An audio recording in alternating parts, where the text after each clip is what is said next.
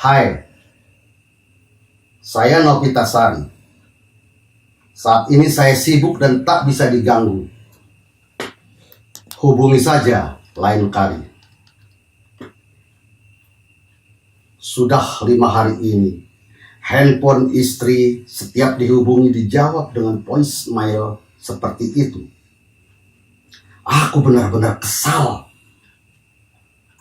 Padahal ia sendiri membuat kesepakatan bahwa keadaan apapun di antara kami, maksudnya pertengkaran, jangan sampai tidak mengaktifkan handphone. Berulang-ulang, mungkin setiap per menit ku ulang, jawaban tetap saja begitu.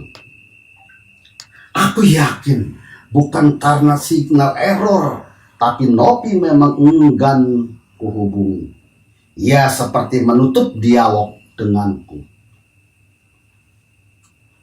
Ini yang pertama kali istri minggat dari rumah. Kukatakan minggat karena ia tidak permisi, kecuali surat yang dia tinggalkan pada Minah saat aku di kantor. Semalaman kami bertengkar.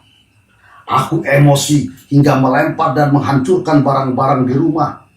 Sampai-sampai kami makan sahur masing-masing. Aku pun ke kantor, tak diantar sampai depan pintu dan memperoleh ciuman.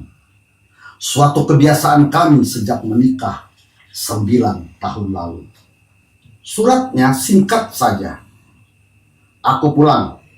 Ica dan Obi kubawa serta, sekalian berlibur di rumah neneknya. Aku hendak menenangkan pikiran, introspeksi. Mungkin di antara kita ada yang salah menafsirkan kesetiaan. Setelah ku baca, surat itu kubiarkan terbentang di kasur. Sampai kini suratnya belum bergeser. Sejak itu aku dilayani Minah, berbuka dan sahur. Kenapa ia tak menyuruhku menjemput? Apakah Nopi benar-benar berang padaku sehingga tak mau kembali ke rumah ini? Begitu besar, tak ada ampunan lagikah bagi kesalahanku? Tiket sialan, aku menggerutu dan memaki ketololanku. Kenapa aku teledor memasukkan tiket pesawat di dalam saku celanaku? Kenapa tak kubuang saja agar tak meninggalkan jejak? Istriku menemukan di saku celanaku 2 tiket pesawat Jakarta Medan pergi pulang atas namaku dan Anggi. Aku tak bisa membela atau memberi alasan seperti yang kulakukan selama ini. Dan baru kini aku percaya kebenaran pepatah bahwa sepandai-pandai tupai melompat akan jatuh jua. Atau sepandai-pandai menutup selingkuh akan tercium baunya. Yang berkali-kali ku bantah setiap Daniel menasihatiku dengan pepatah itu. Suatu saat kau akan tahu keampuhan pepatah itu, kata temanku itu. Lalu ku jawab, tentu saja dengan kesombonganku. Bodoh saja lelaki itu kalau bisa ketahuan. Kau tahu perempuan diciptakan karena untuk dibohongi. Kini pepatah yang seperti sudah menjadi warisan setiap anak manusia itu seperti menunjukkan tuahnya. Ia menjadi pisau bermata 1000 yang kini telah menancap di wajahku dan di hatiku yang bersemayam kesombongan. Aku tak berkutik, apalagi sampai mencari-cari alasan soal tiket pesawat itu. Lidahku keluh, bibirku terkatup, suaraku membisu. Dan itu istriku jadikan senjata untuk memutil dan mengiris-iris kelelakianku. Pantas kamu selalu menyapaku dengan sayang hanya untuk mengatakan kalau kau sudah tak sayang lagi padaku. Kamu hanya berpura-pura agar terlihat masih mencintai dan setia padaku, sementara di luar kamu adalah bajingan. Siapa Anggi itu? Perempuan lacur itu. Biar aku labrak, katanya dengan amat berang. Diam kau, kamu sudah keterlaluan. Aku bentak sambil melempar lampu duduk ke dinding. Lalu pecahan bohlam buyar di lantai. Aku tak mau diam. Kamu yang sudah keterlaluan. Ia tak mau kalah. Diam-diam. Ternyata kamu main perempuan lain. Kamu berselingkuh. Apakah itu harga dari kepercayaanku selama ini, membiarkanmu pergi ke kota demi kota menghadiri undangan berbagai seminar dan pertemuan? Jadi bukan aku, tapi kamu yang keterlaluan. Aku diam. Sungguh, aku tak bisa lagi beralibi justru di hadapan istri yang selama ini terlalu sering kubohongi. Istriku, perempuan yang amat diam, yang tak pernah menuntut banyak padaku, yang seakan selalu nerimo, kiranya begitu keras dan tegas. Aku jadi benar-benar malu. Ataukah selama ini sesungguhnya dia tahu segala perselingkuhanku di luar rumah? Karena belum ada bukti, ia diam. Aku yakin perasaan perempuan sangat sensitif. Hanya tergantung perempuannya. Apakah akan ia tunjukkan secara terang-terangan, membabi buta? Boleh jadi itu. Boleh jadi. Aku tak berani menatap istriku yang menampakkan keberangannya. Matanya merah. Bibirnya selalu bergetar, tangannya gemetar. Aku menghadapinya dengan dingin. Duduk di sofa, membuka-buka koran harian. Kuharap dengan sikapku begitu, emosi istriku akan turun. Malam terus menanjak larut. Dari corong masjid di ujung gang masih terdengar orang-orang bertadarus. Ternyata istriku tak juga diam. Ia menyerocos, mengatakan aku lelaki dan suami tak tahu untung. Semasa karirku di bawah, aku selalu mesra dengan mengajaknya makan bersama di warung lesehan yang ada di kotaku. Aku juga sering meminta uang padanya untuk membeli rokok. Istriku yang bekerja di instansi pemerintah, kuakui pangkat dan gajinya menyelebihi penghasilanku. Kini karirku jalan lempang, menaik terus. Kini aku dipercaya memegang salah satu anak perusahaan. Dan karir itulah yang kemudian memperkenalkan aku dengan banyak perempuan. Awalnya hanya stafku. Kemudian aku berani berkenalan dengan seorang mahasiswi. Lalu perempuan-perempuan lain. Aku mendesah. Perempuan seperti dongeng di dalam surga, merayu bagai desis ular yang mencelakakan lelaki pertama untuk memakan buah terlarang sampai terlempar ke bumi. Anggi, perempuan kelima yang kukenal di sebuah kafe ini, adalah seorang penyanyi. Aku bertemu dan berkenalan dalam suatu kongres nasional. Waktu itu, pada malam perkenalan dan hiburan, selain para seniman nasional yang mengisi acara, Anggi ikut di dalamnya. Aku pun berkenalan. Makin intim karena kami saling menelepon. Maklum, kami lain kota. Suatu hari, kami berjanji untuk sama-sama menghadiri seminar di Medan. Pertautan usiaku dengan Anggi berbeda 22 tahun. Meski aku 23 tahun di atasnya, hubungan kami tetap mengasyikkan.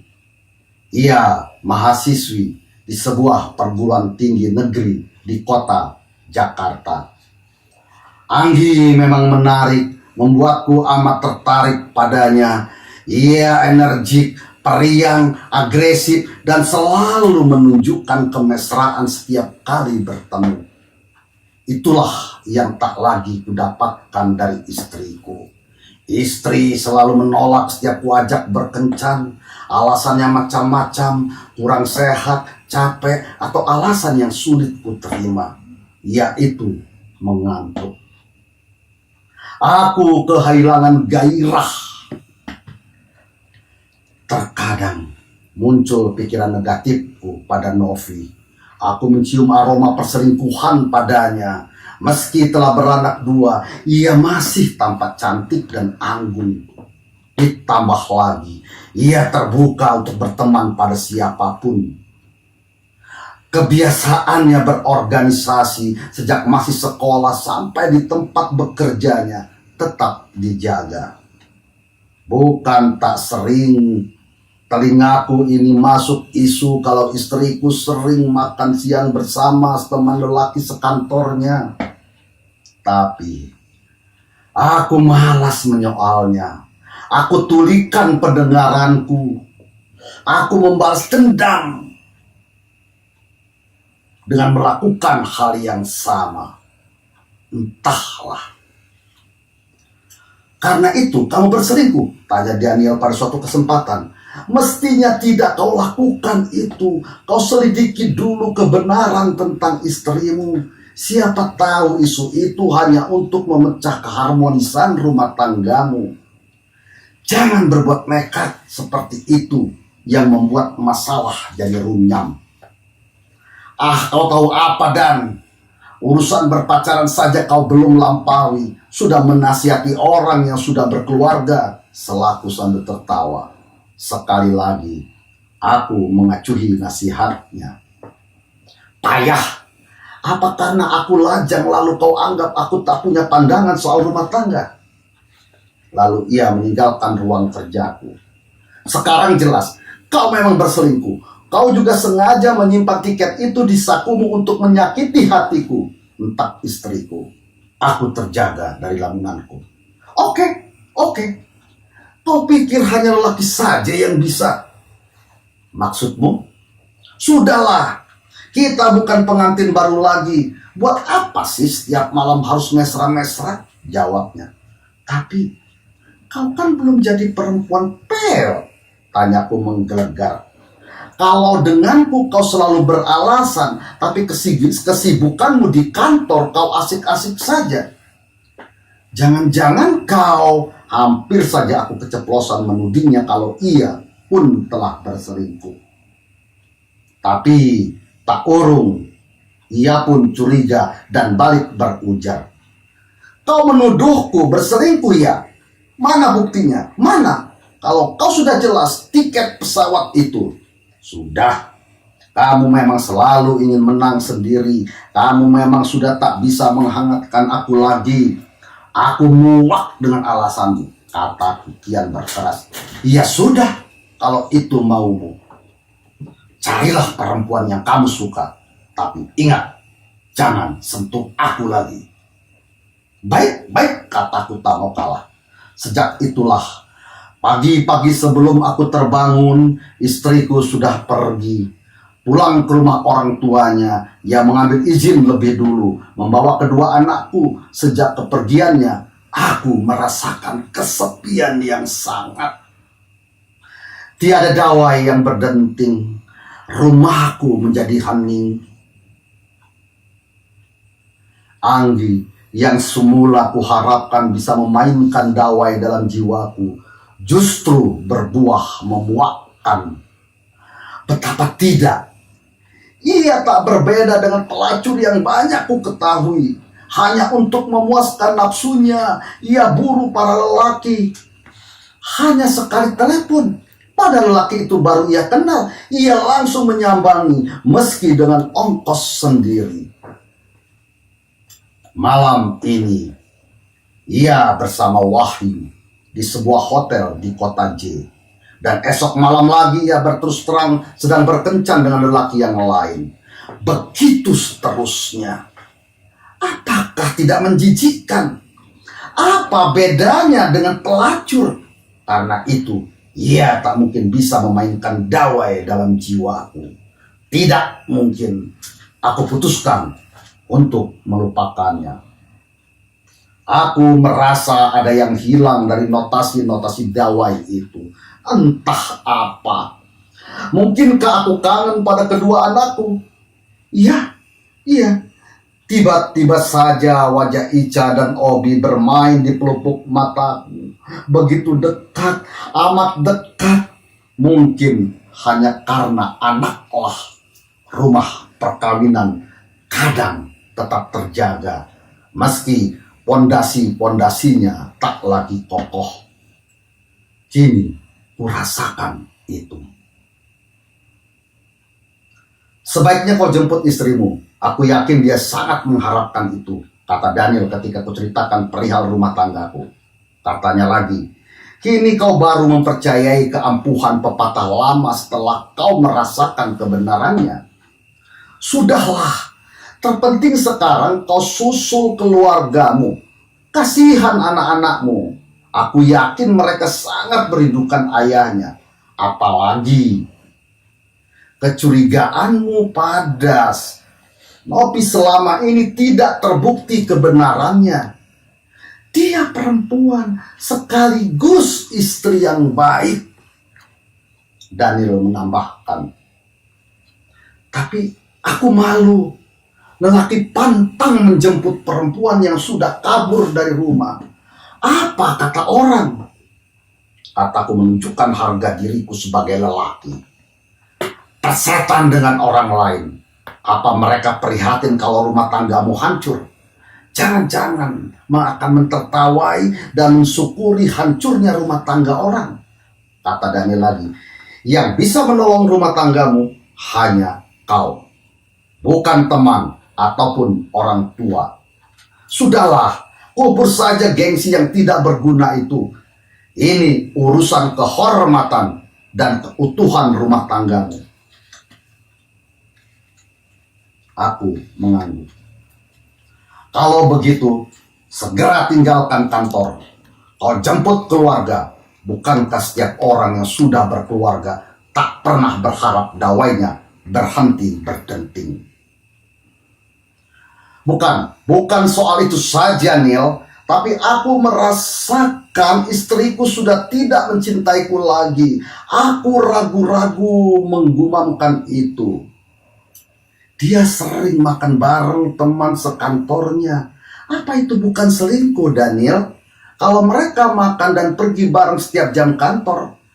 Boleh jadi sewaktu aku di luar kota, ia akan makin bebas jalan. Kau masih ragu juga, sergah Daniel, menghancurkan lamunanku. Terserah kau. Mau ikut saranku atau tidak seperti dulu kau menolak pepatah itu? Ingat, saat-saat yang fitri di hari lebaran, banyak hikmah dan berkah yang bisa kita peroleh. Aku amat mempercayai itu. Daniel kemudian pergi, menyisakan senyum tulus dalam benakku. Ia juga siap membantu pekerjaanku selama aku cuti ke rumah mertuaku. Aku masih sangat letih dan mengantuk ketika Ica, anak tertuaku, membangunkanku subuh ini. Aku sampai di rumah mertuaku pada pukul 3 dini hari. Tak sempat ke kamar mandi, aku langsung rebah di kursi panjang. Bahkan aku tak punya waktu lagi membawa masuk pakaianku di mobil yang kuparkir di halaman depan.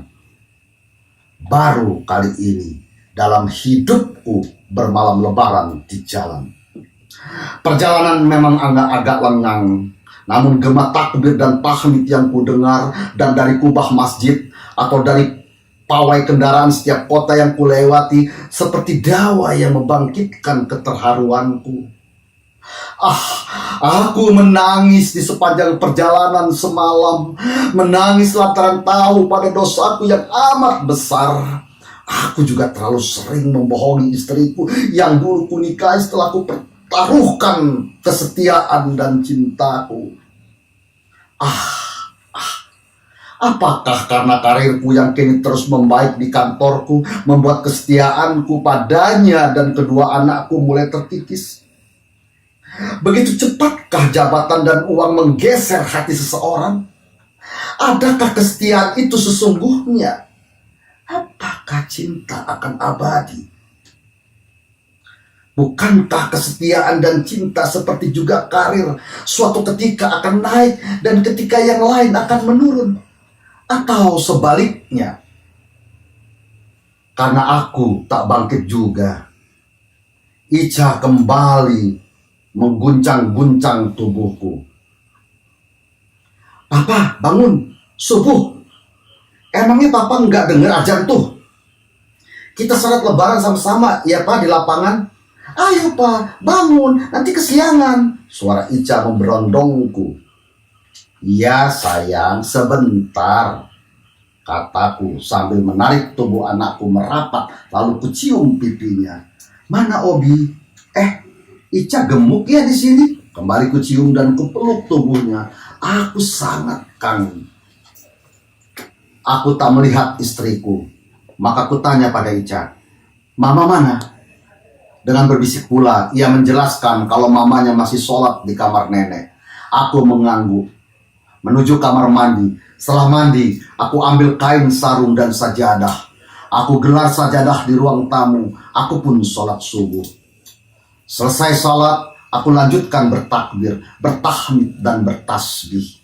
Aku benar-benar khusyuk sampai butiran air yang dingin tak terasa mengalir dari kedua mataku. Entahlah, terlelap lagi ataukah aku benar-benar khusyuk melapaskan takbir di subuh yang fitri ini. Kiranya ibu mertuaku sudah berulang menyapaku. Obi menyadarkan aku dengan memukul bahu kananku. Papa, aku tergagap. Nih, nenek dari tadi manggil Papa, ketiduran ya? Oh, Obi sudah bangun, sudah mandi juga ya? Wah, anak Papa yang ganteng ini memang hebat, kataku. Lalu memeluk dan menciumnya. Lalu berdiri dan menyambut tangan ibu dan mencium tangannya. Maafkan saya, Bu. Maafkan. Aku menangis. Aku sungkem. Ibu sudah dengar semua. Nopi cerita banyak. Cuma nggak semua yang diceritakannya ibu percayai. Ibu juga yakin kau pasti ada benarnya. Mana mungkin orang selalu salah terus, iya kan? Aku hanya mengangguk tanpa ekspresi. Ibu tersenyum. Senyum ibu mertuaku itu bagai embun yang jatuh di dawai lalu membunyikan dentingnya. Menyejukkan, melindungi. Ya, Bu, saya salah. Terlalu mencemburui Nopi, padahal tak ada bukti. Sekarang saya mau minta maaf padanya. Apa dia mau? Mana dia? Harapku tulus. Ibu yakin Nopi pemaaf, tak ada kesalahan yang tak bisa dimaafkan. Allah saja pengampun, mengapa manusia tidak mau memaafkan kesalahan orang lain? Apalagi di hari lebaran ini, di hari yang fitri ini, kita mesti murah memberi maaf, ujar ibu. Lalu ia memanggil istriku dan menyuruhnya untuk mencium tanganku. Nopi, kau juga harus minta maaf pada suamimu, karena kau meninggalkan rumah tanpa izin. Sekejap kemudian, kami pun berpelukan, bertangisan. Takbir, tahmid, dan tasbih dari berbagai corong mik berkumandang seperti ikut memetik dawai yang sempat tak berdenting. Aku, istriku, dan kedua anakku beriringan ke tanah lapang melaksanakan sholat Idul Fitri. Allahu Akbar, la ilaha illallah, wallahu akbar, walillahilham. Sungguh kami seperti hidup kembali. Lampung, 48 November 2003. Cinta, betapa tua usia cinta, tak terjelaskan oleh hitungan, angka-angka. Semenjak Tuhan ingin dicintai dan disembah oleh manusia, Dia jadikan seorang lelaki yang kemudian diberi nama Adam. Tuhan menghendaki dari tubuh Adam ini mengalir cinta, kasih sayang, dan juga tentu pula benci dan dendam. Cuma untuk melahirkan dan mengalirkan cinta itu mesti ada kawan. Maka diciptakan lagi seorang teman bagi Adam, yaitu seorang berkelamin perempuan, namanya Hawa. Hawa dicipta bukan dari tulang rusuk lelaki, yaitu Adam, seperti kerap kalian dicekoki selama ini. Tuhan tak perlu harus mencopot satu tulang rusuk Adam hanya untuk mencipta Hawa. Apa guna kun dibayakun bagi Tuhan? Setelah kedua manusia pertama itu dicipta, mulailah benih-benih cinta tumbuh di dalam tubuh mereka, mengalir bagai air, berkecambah layaknya biji, lalu mengakar dan menjadi pohon cinta. Karena cinta, Tuhan memerintahkan kedua makhluk manusia itu menempati surga. Alangkah indahnya Taman Eden itu. Betapa kalian tak perlu bekerja, banting badan, memutar tubuh, mengubah letak kaki menjadi tangan dan sebaliknya. Di taman surga, segala sudah tersedia. Buah-buah anggur nan manis, apel dan lezat, bahkan pula sungai yang di dalamnya sebagaimana dikatakan Khairul Anwar mengalir susu. Bayangkan, kalian tak perlu keluar surga jika hendak meminum susu. Apatah lagi menginginkan daging, tentulah sudah tersedia. Bahkan tak kalian lihat perempuan dan lelaki menjadi tua keriput. Para wanita adalah bidadari, sedangkan lelakinya ialah pangeran dan tampan. Para ustadz akan menggambarkan kira-kira seperti itu di hadapan umatnya. Itulah cinta Tuhan kepada Adam dan Hawa. Dia tempatkan kedua manusia pertama hasil perdebatannya dengan malaikat dan iblis saat-saat berencana menciptakan manusia untuk menjadi wakilnya di muka bumi. Untuk sementara, kedua pasang manusia itu digodok di dalam surga sebelum menjalani kehidupan yang sesungguhnya. Sudah suratan, Adam dan Hawa tergoda rayuan iblis.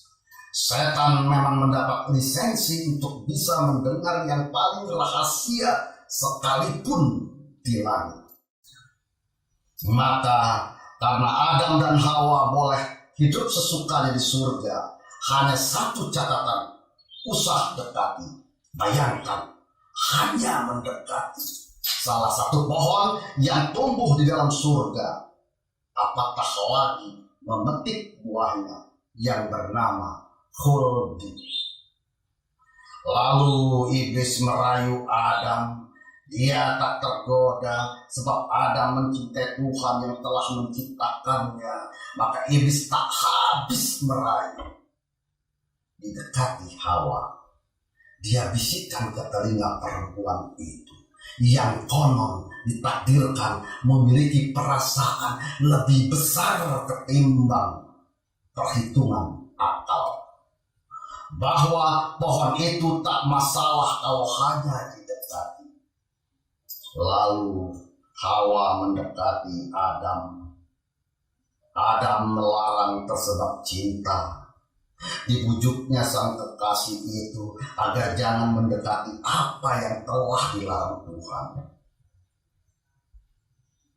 Pohon ini indah sekali. Aku takjub, buahnya amat mempesona, ujar Hawa makin mendekati pohon itu. Dan iblis makin melancarkan tipu dayanya. Dibisikkan lagi ke telinga kiri Hawa, sekiranya buah itu dipetik lalu segera makan, abadilah kalian berdua di surga ini. Untuk apa menetap di bumi jika apa yang kami, iblis, malaikat, nuzumkan akan terjadi pertumpahan darah? Apakah tidak ingin kalian tinggal di sini hingga kiamat tanpa bekerja keras untuk menghidupi diri dan keturunan sebagaimana jika kalian berada di bumi? Hawa kian mabuk oleh rayu bujuk. Dia dekati teman hidupnya itu. Dia katakan kalau yang diucapkan makhluk asing itu benar adanya.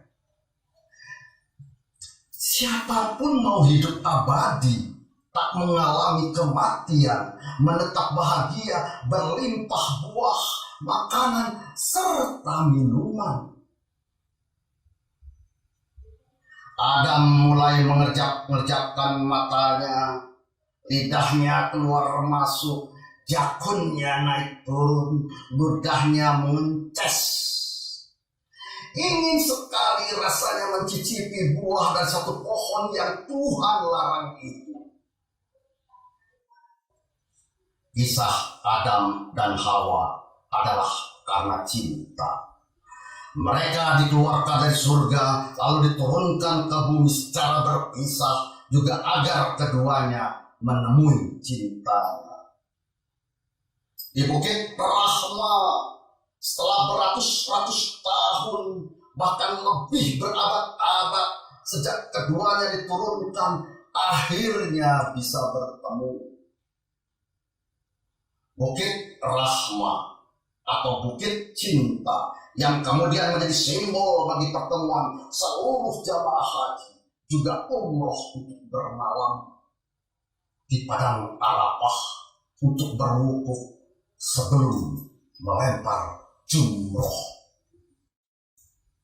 Kecantikan. Beruntunglah aku dilahirkan menjadi perempuan cantik.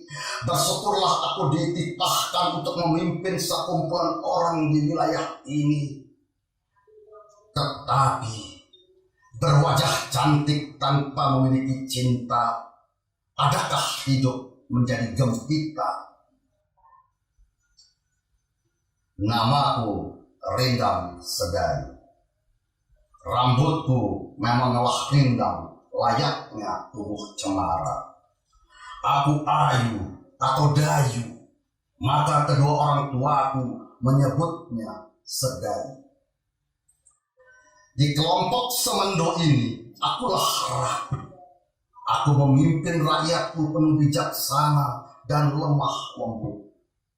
Namun, aku tegas dan keras di hadapan kerajaan lain ataupun lawan. Aku sakti. Itu sebabnya aku berani menetap di Canggu, bukan di tanah orang semendo, yakni Sumatera Selatan. Tetapi, benarkah kami tak punya tanah kelahiran sehingga berpindah ke dekat arus Wai Abu, lalu menetap mungkin hingga turun-temurun? Orang semendo juga mendapat tanah untuk berkebun, terutama kopi, cengkih, dan lada. Kami diterima di daerah ini dan memiliki kampung, cuma bukan sebagaimana kaum Yahudi yang mencaplok tanah Palestina setelah berpindah-pindah dari berbagai negara. Kalau ditanya, apakah kami orang Lampung? Kami akan mengangguk sebab kami meminum dan mencari makan dari tanah Lampung.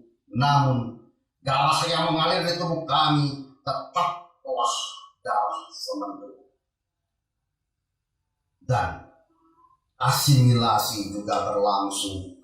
Orang Semendo bisa menikah dengan orang Lampung, begitu sebaliknya orang Lampung mengambil perempuan Semendo.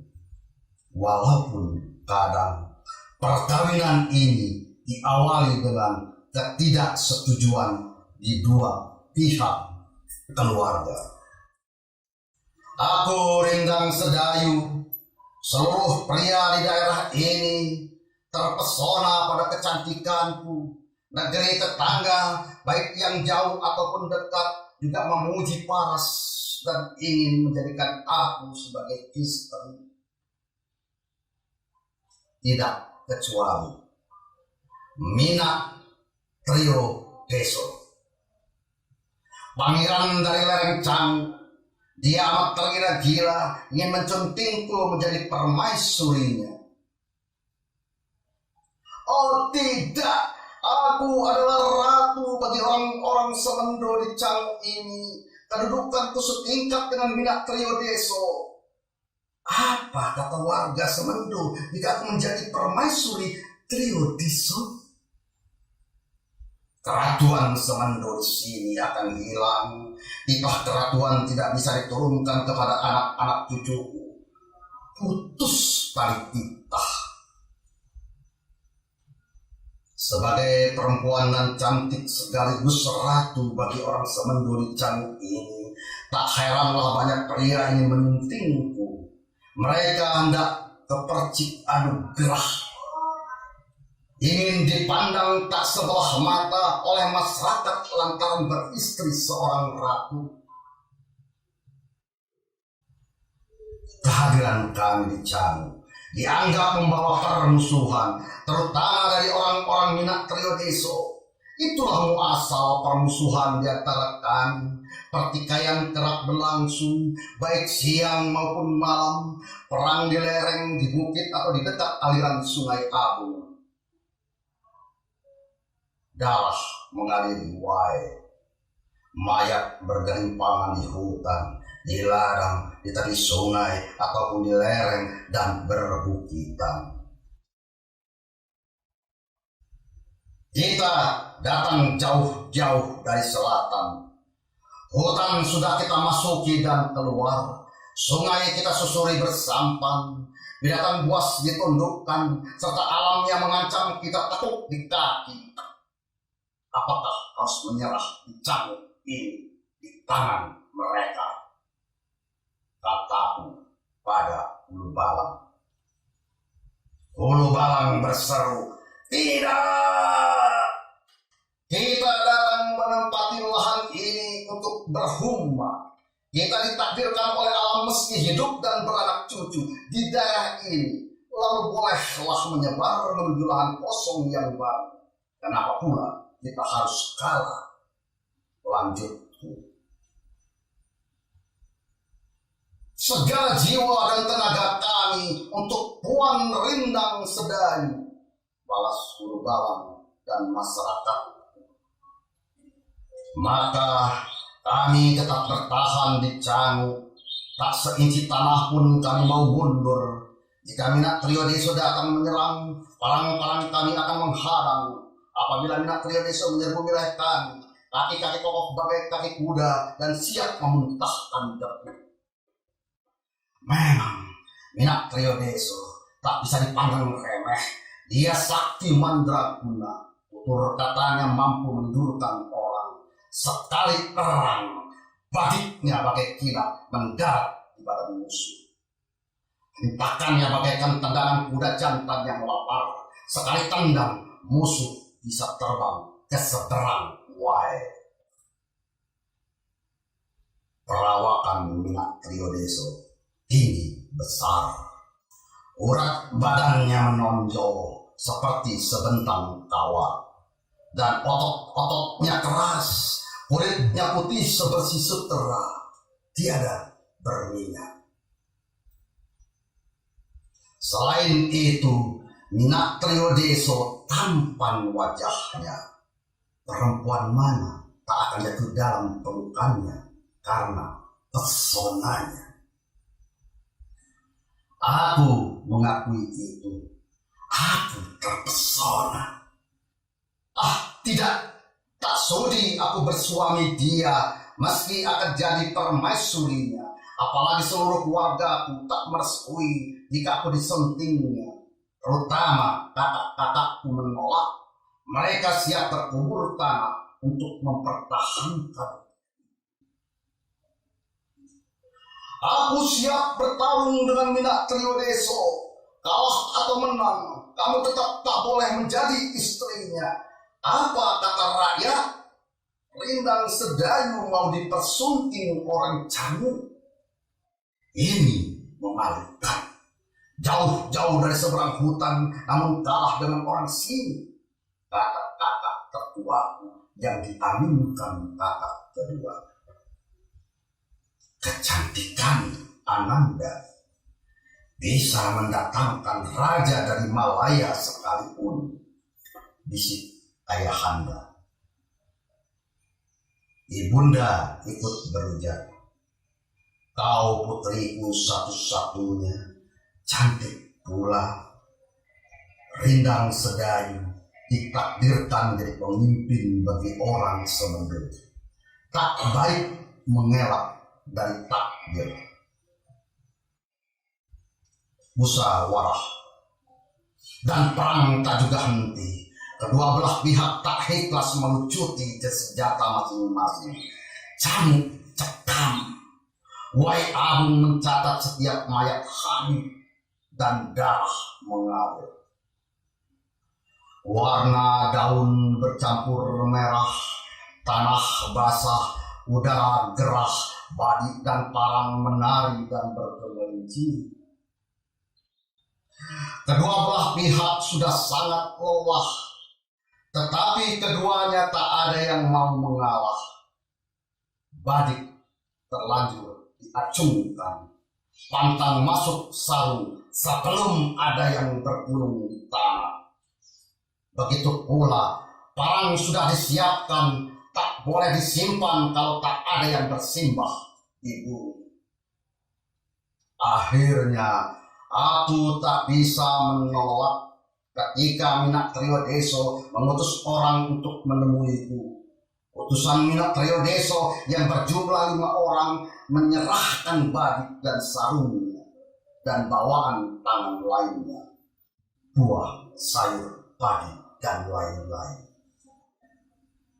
Kami datang kemari atas perintah Minak Triodeso, tak lain untuk menyampaikan harapan untuk sebuah pertemuan. Jikalah Tuan Rindang Sedayu berkenan, esok bertemu di tempi Wai Abung. Apa gerangan yang diinginkan Minak Triodeso, wahai tuan-tuan utusan Minak? Kami datang kemari atas perintah Minak Triodeso, tak lain untuk menyampaikan harapan untuk sebuah pertemuan. Jikalau Puan Rindang Sedayu berkenan, esok bertemu di tepi Wai Abung. Apa gerangan yang diinginkan Minak Triodeso, wahai tuan-tuan utusan Minak? Menyelesaikan pertikaian, menyudahi permusuhan. Apakah patut pertemuan itu? Adakah muslihat di baliknya? Tanyaku curiga. Tiada, Puan Rindang Sedayu. Hamba tak mampu menyelam dalamnya hati Minak Triodeso. Baiklah, esok aku datang. Ini semua aku terima, kataku, sambil memerintah orang membawa masuk bawaan tangan utusan Minak Triodeso. Bersampan, tidak jauh dari Wai Abung pertemuan digelar. Sungguh hatiku bergetar manakala menatap mata Minak Triodeso. Aku tertunduk situ. Minak Triodeso semakin menghunjam pandangnya, menyapu dari rambut, kening, mata, hidung, pipi, bibir, dagu, dada, hingga ke ujung jemari kakiku. Wow, aku nyaris jatuh tak sadar. Betapa benar banyak cerita bahwa Minak Triodeso memang tampan rupawan, rambutnya hitam dan tidak panjang, tak juga pendek. Perawakannya kekar, tegap, dan besar. Dadaku berdegup kencang. Aku lawan tatapannya. Minak Triodeso menunggu. Aku menunggu, ia berkata, namun bibirnya semakin mengatur. Suasana mulai terasa gaduh. Mungkin mengira aku dan Minak Triodeso akan beradu tanding. Dia mendekat.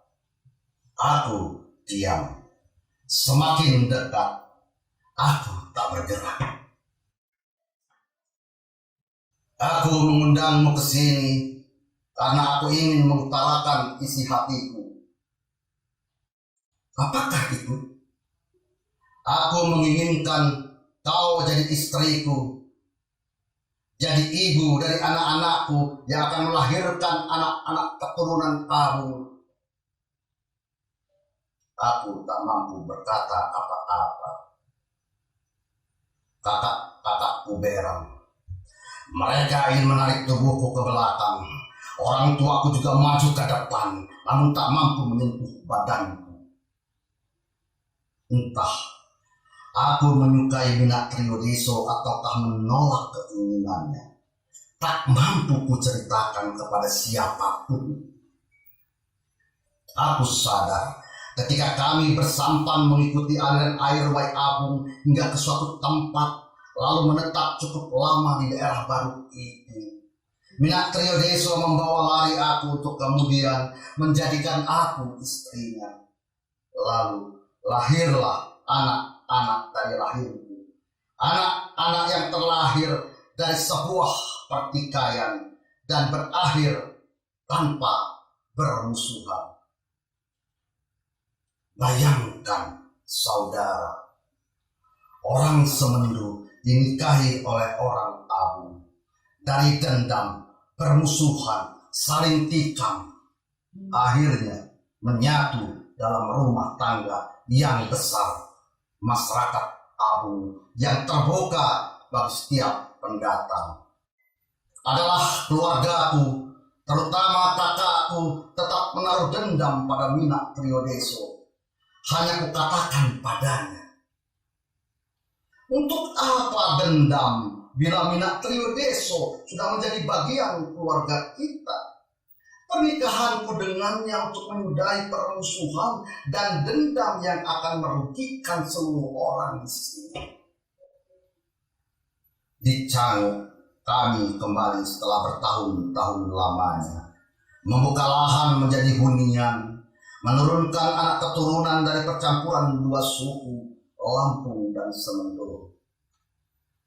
Suamiku meninggal dan makamnya berada di atas, sedangkan jasadnya dimakamkan di atas bukit. Sebenarnya kedua makam kami tak berjauhan, namun terasa amat berjarak karena ketinggian dan tertutup oleh belantara. Wai Abung akhirnya jernih. Banyak bujang gadis berbasuh di airnya setiap pagi ataupun petang. Canggu pun menjadi ramai. Cinta. Betapa tua usia cinta. Tak terjelaskan oleh hitungan, angka-angka. Semenjak Tuhan ingin dicintai dan disembah oleh manusia, Dia jadikan seorang lelaki yang kemudian diberinya nama Adam. Tuhan menghendaki dari tubuh Adam ini mengalir cinta, kasih sayang, dan juga benci dan dendam. Cuma untuk melahirkan dan mengalirkan cinta itu, mesti ada kawan. Maka diciptakan lagi seorang teman bagi Adam, yaitu seorang berkelamin perempuan. Namanya Hawa. Aku, Rindang Sedayu, keturunan Semendo, dinikahi Minak Trio Deso, kuyangnya orang Lampung Abu. Kami berladang sekaligus membangun kampung Cang. Beberapa tahun setelah aku dilarikan Minak Trio Deso. Sudah lama aku menaruh hati padamu, Dinda. Namun pertikaian antara kita selalu menggagalkan niatku memperistrimu, kata suamiku suatu malam. Aku pun sudah tahu lama bahwa Kakanda adalah lelaki tampan rupawan. Tetapi akan hina jika perempuan lebih dulu menyatakan cinta. Balasku. Malam terus menjelma runcing, begitu hening. Lampung, 29 Agustus 2012. Ibu peri itu datang lagi. Bocah perempuan berusia 7 tahun itu mengadu. Mendengar cerita Sisi itu lagi, Mama Linda seakan tersengat hewan pengatuk. Badannya menggigil, dadanya berguncang, amarahnya mengembang. Lagi-lagi ibu peri itu yang dikatakan rumah Mama Linda. Tetapi tak urung hatinya berujar, benarkah ada ibu peri? Benarkah ibu peri sering bertandang ke rumah ini? Kalau benar ibu peri sering datang dan selalu ada di rumah ini, alamat apa yang bakal diterima Mama Linda? Akankah posisinya sebagai ibu Sisi tergeser oleh ibu peri? Jangan-jangan semua itu permainan Sisi untuk menyingkirkannya. Ia pandangi dengan amat dalam bocah perempuan yang kini berada di hadapannya. Tetapi Sisi seakan ingin meyakinkan dirinya kalau ia baru saja berjumpa ibu peri. Hati Mama Linda pun gusar. Matanya kian nanar. Ibu peri berwajah cantik namun terlihat bengis. Memang selalu datang untuk menemui Sisi. Seperti kemarin lalu, kemarin malam, atau siang tadi sewaktu ia tidur. Hanya setiap kali ia ceritakan soal kedatangan ibu peri pada Mama Linda, selalu ditepis bahwa ibu peri itu tidak ada. Dan tokoh itu hanya ada di dalam cerita-cerita dongeng atau cerita misteri. Berkali ia yakinkan Mama Linda, setiap kali itu pula ia menuai kecewa. Setiap datang, ibu peri selalu berubah-ubah wajah. Sesekali menyerupai Ibu Anita, guru sekolah yang baik hati. Pada kali lain mirip Fra, sekretaris papa yang cantik namun tampak seram. Dan kesempatan berikutnya serupa Mama Linda yang cantik dan baik hati. Atau ibu peri datang seperti Ida yang manis tapi perangainya menyerupai nenek lampir. Jadi, kamu jangan percaya ada ibu peri di dunia ini, Mama Linda menegaskan. Kamu masih percaya kalau ibu peri yang datang dan selalu datang? Lagi Mama Linda berujar. Ia tak ingin Sisi diracuni cerita-cerita dongeng seperti itu. Bocah perempuan itu seperti hendak mengatakan sejelas-jelasnya bahwa ia selalu didatangi ibu peri. Sisi ingin mengatakan kalau ia tidak berbohong atau terracun oleh cerita-cerita misteri dan hantu. Ibu nan cantik namun bengis beberapa kali mendatanginya.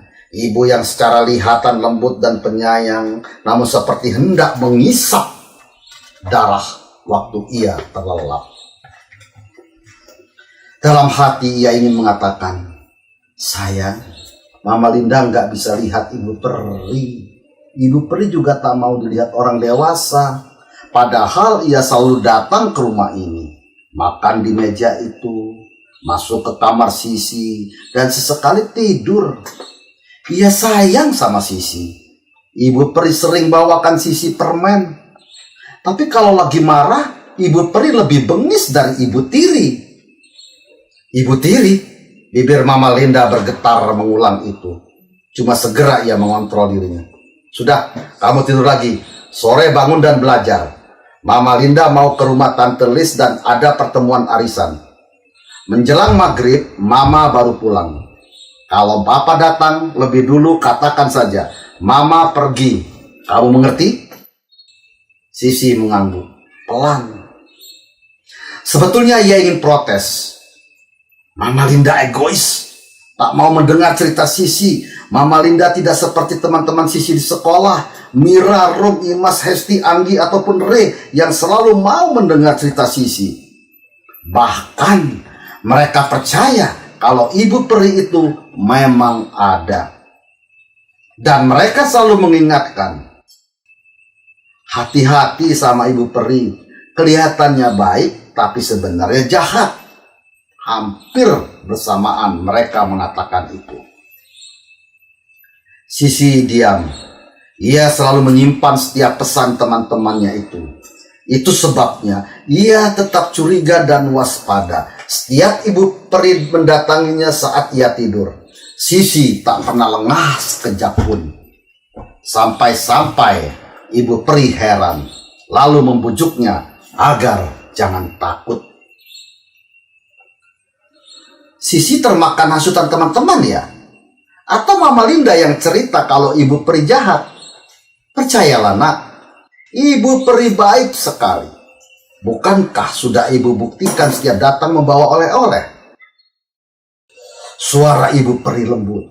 Aroma yang keluar dari mulutnya harum bagai kesturi. Angin pun di dalam kamar tidurnya menjadi wangi dan sejuk. Ibu Peri menawarkan diri memasakkan untuk Sisi makanan yang lezat-lezat. Sisi senang dan lahap memakannya. Ibu Peri juga bawa es krim. Setelah kenyang, Sisi tertidur di paha Ibu Peri. Kok Ibu Peri nggak jahat?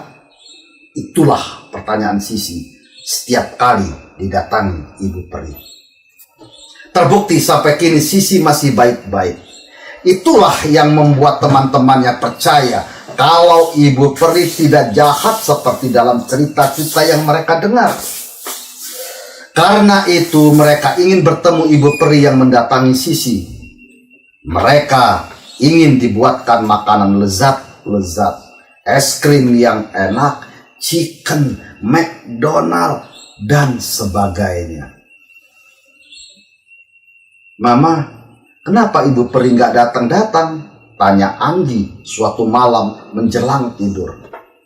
Ini malam sudah sepekan ia berharap didatangi Ibu Peri. Ia ingin dalam tidur bertemu ibu cantik yang baik itu, seraya bercengkerama.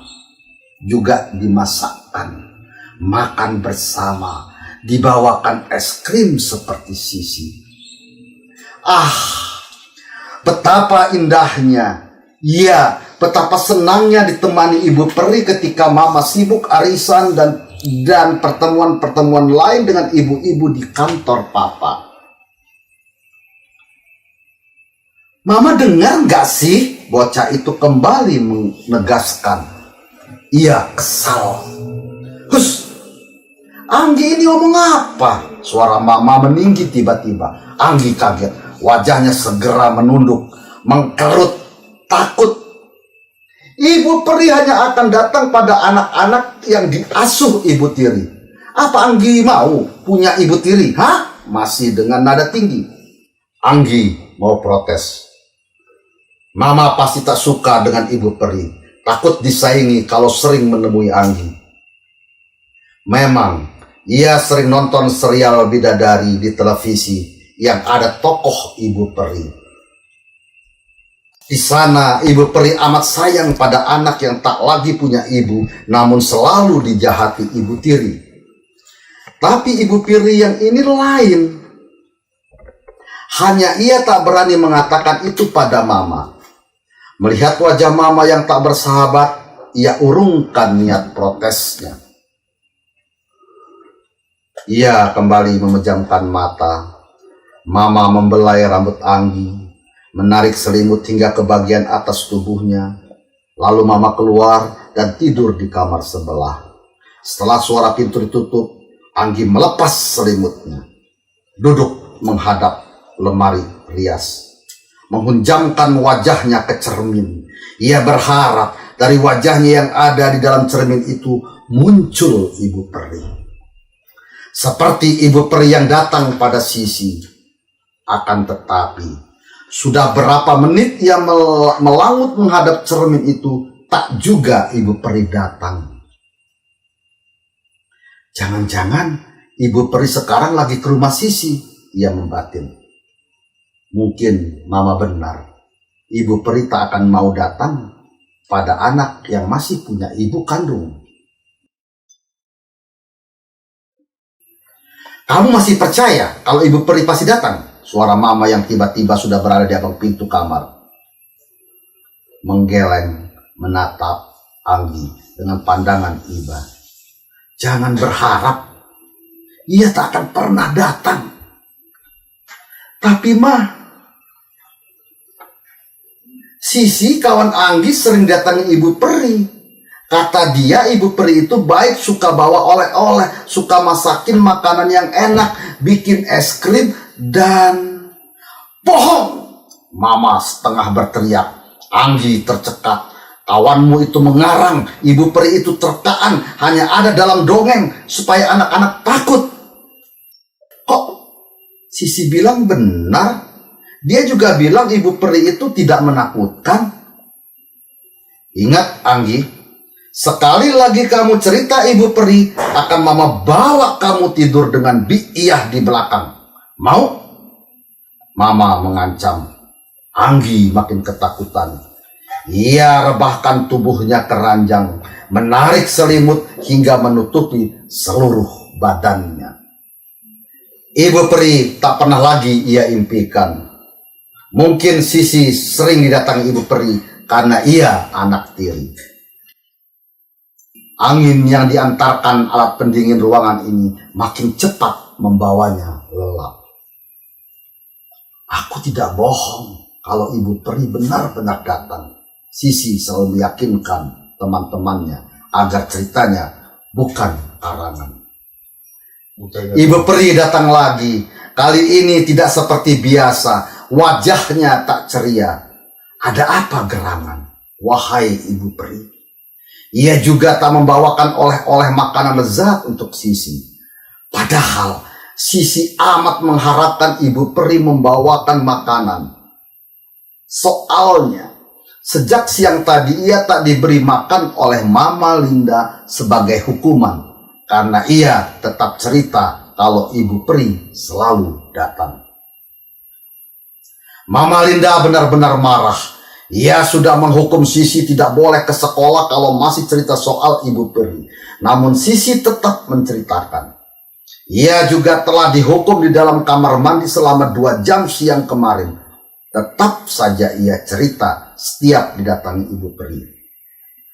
Hukuman apa lagi buatmu, ha? Mama Linda mengancam. Lalu ia diancam tidak diberi makan seharian kalau masih cerita soal Ibu Peri. Mama selalu enggak percaya sih. Sisi tidak bohong Mama, sumpah. Ia memelas agar Mama Linda mau percaya ceritanya. Pokoknya Mama tidak percaya, titik. Kamu jangan ngarang soal Ibu Peri. Tak ada Ibu Peri itu, hanya dongeng, tegas Mama Linda. Awas kamu, kalau Papa mau pulang akan Mama Linda adukan, kamu sudah melawan. Ancaman itu tak membuatnya gamang. Saat mendengar Mama Linda menyebut Papa, tiba-tiba ia amat merindukan lelaki berusia 46 tahun itu, yang terlalu sibuk dengan pekerjaannya di luar kota. Hanya 2 atau 3 bulan sekali pulang, dan itu pun hanya sehari. Setelah itu kembali suntuk dengan pekerjaannya di pabrik gula. Ibu Peri juga tanya Papa. Ia ingin melihat Papa, tapi setiap Papa pulang malah Ibu Peri tak pernah datang, ujar Sisi lagi. Karena Ibu Peri itu berbohong, sudah berkali-kali Mama Linda katakan, kalau benar Ibu Peri itu ada, kenapa tidak datang pada saat Papa ada? Kenapa Mama Linda tidak pernah melihatnya? Karena Sisi terus-terusan mendesak agar Mama Linda mempercayai ceritanya, akhirnya ia dihukum tidak diberi makan hari itu. Ia sekolah tanpa sarapan pagi. Begitu pulang tiada makanan tersaji di meja. Ia diancam pecat kalau ketahuan mengasih makan Sisi. Perutnya mulai keroncongan, perih. Ia tak berani mencuri makan sebab Mami Linda selalu siaga di ruang tengah. Wajahnya pucat. Ibu Peri jahat. Tak bawa makanan buatku. Kenapa tak bawa Ibu Peri? Aku lapar sekali. Sisi mengiba. Kenapa wajah Ibu Peri tak ceria? Kenapa? Ia mulai percaya omongan Mama Linda kalau Ibu Peri memang jahat. Hanya tampak luar saja yang manis, lembut, dan cantik. Kini ia membuktikan wajah Ibu Peri bengis, jahat. Sisi hendak menghindar ketika Ibu Peri ingin mendekati dan hendak membelainya. Ia juga tak mau diajak mengobrol kala Ibu Peri mau menggerakkan bibirnya.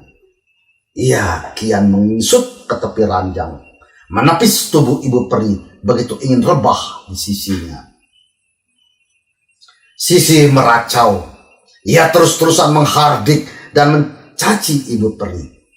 Besok pagi di sekolah, ia berjanji tidak akan bercerita tentang pertemuannya dengan Ibu Peri. Tak akan dia katakan bahwa Ibu Peri baik hati. Teman-temannya yang mulai terpengaruh karena ceritanya dan membuat ulah yang sama di rumahnya masing-masing, esok akan ia ceritakan kejahatan Ibu Peri. Kini tubuh Sisi amat panas, terdengar meracaunya.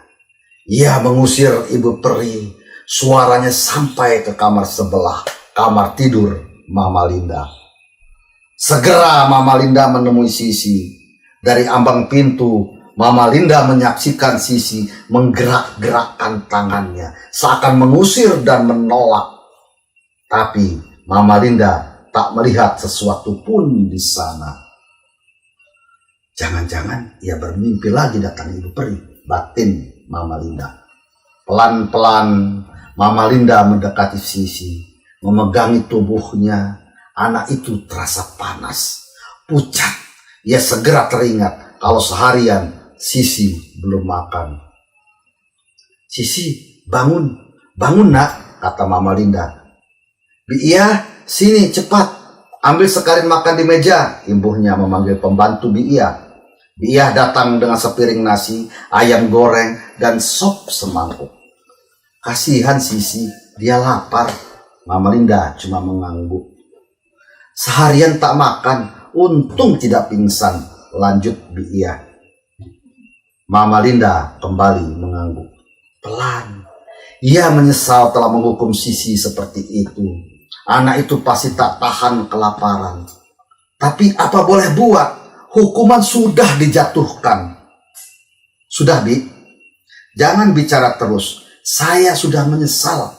Tak akan lagi menghukum Sisi. Saya amat sayang padanya, ucap Mama Linda pada Ia.